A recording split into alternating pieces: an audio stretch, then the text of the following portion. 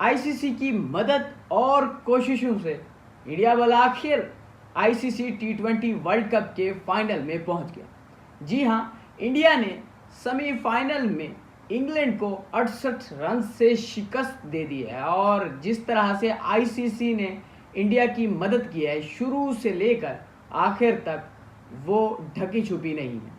पहले आईसीसी टी20 world cup का जब आगाज़ हुआ तो होटल में, सफ़र में, ग्राउंड में हर हवाले से इंडिया को इतना सपोर्ट मिली कि ना सिर्फ साबिक क्रिकेटर्स बोल पड़े, उसी के साथ साथ वहाँ खेलती हुई टीमों के खिलाड़ी भी बोल पड़े।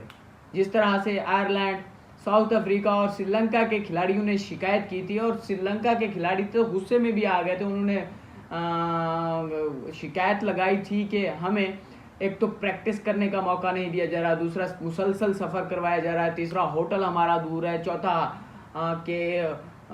फ़्लाइट हमारी लेट है, एक मैच कहाँ होता है दूसरी कहाँ होती है, इतना सफ़र तो हम करके नहीं है जितना हमसे यहाँ से करवाया जा रहा है। तो एक मुसलसल चार्जशीट बनती रही कि आईसीसी पर इल्ज़ाम लगता रहा है कि उन्होंने इंडिया की मदद की है। जिस तरह से अभी आज का जो सेमीफाइनल हुआ है इंग्लैंड और इंडिया के दरमियान, इससे पहले माइकल वान जो साबिक क्रिकेटर हैं उन्होंने भी सवालात उठा दिए हैं।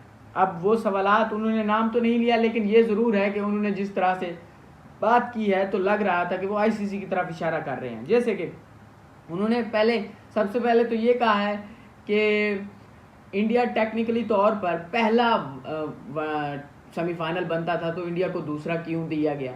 अब दूसरा दिया गया है तो पहले सेमीफाइनल के लिए रिजर्व डे था जबकि दूसरे के लिए रिजर्व डे नहीं था।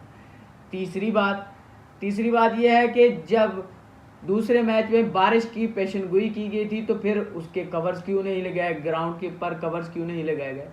चौथी बात ये थी कि जब मुसलसल हर हवाले से जब इंडिया की मदद की जा रही थी तो फिर पता था दूसरे टी20 वर्ल्ड कप के दूसरे सेमीफाइनल में ये होना है कि बारिश आनी है और बारिश होगी, अगर मैच ना हुआ तो फिर इंडिया बरह रास्त फाइनल के लिए क्वालिफाई कर जाएगा, तो फिर इंडिया का वहाँ मैच क्यों रखा गया।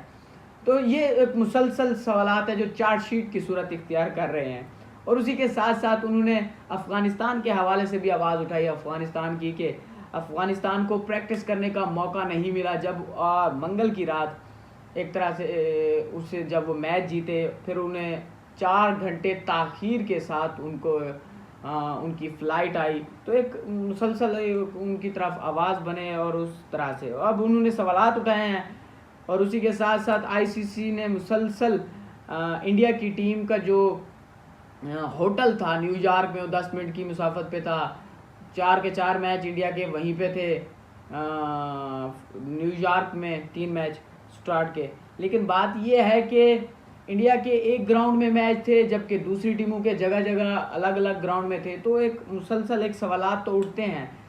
इंडिया का होटल भी करीब था जबकि दूसरी टीमों का होटल दूर था, तो ये एक मुसलसल सवालात हैं। तो ये कहा जा रहा है कि आईसीसी की मदद से, आईसीसी की कोशिशों से, आईसीसी की हिमायत से इंडिया फाइनल में पहुंच चुका है। और अगर फाइनल मैच की बात करें तो जिस तरह से फाइनल मैच में इंडिया ने 172 रन्स बनाए और 103 रन्स बना सकी इंग्लैंड की पूरी टीम और ऑल आउट हो गई 16.4 ओवर्स में।